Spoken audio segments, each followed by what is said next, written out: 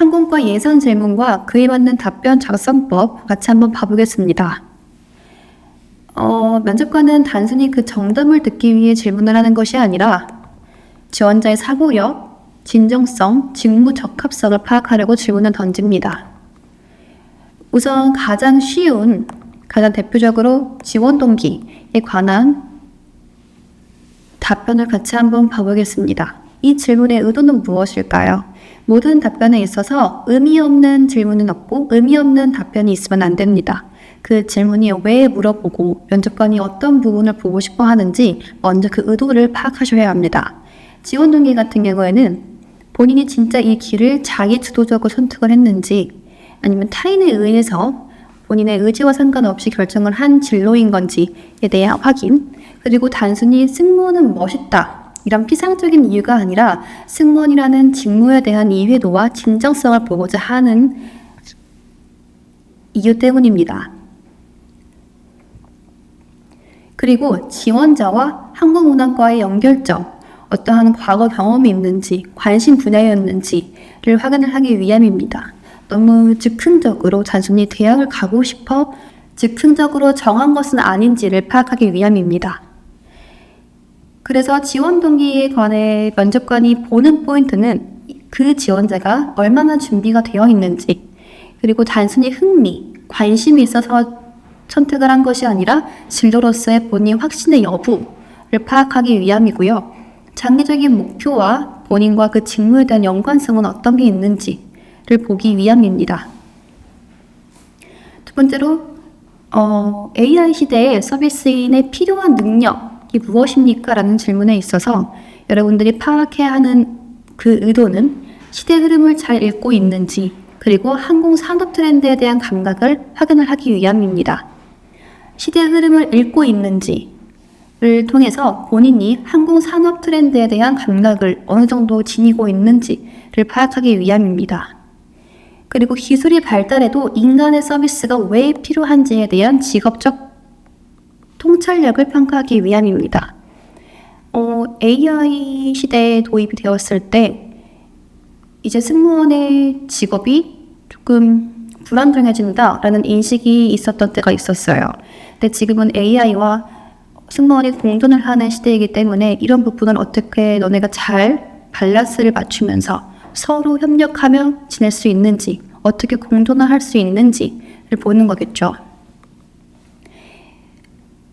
그리고 단순 AI 또는 단순 기술이 대체할 수 없는 사람만이 할 수 있는 감성과 소통 능력에 대한 인식이 있는지를 파악하기 위함입니다. 그렇다면 이 질문에서 면접관이 보는 포인트는 무엇일까요? AI 기술력을 어떻게 응용할 수 있는지, 그리고 앞으로 미래지향적인 사고를 어떻게 가질 수 있는지를 보는 것이고요. 단순히 암기형 답변이 아니라 본인의 사고, 그리고 본인의 생각을 잘 피력할 수 있는지를 보기 위함입니다.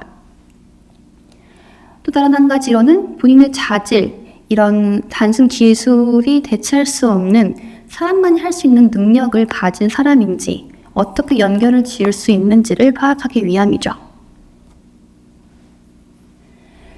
객실 승무원이 되는데 본인이 가지고 있는 가장 큰 장점은 무엇입니까? 에 대한 질문입니다.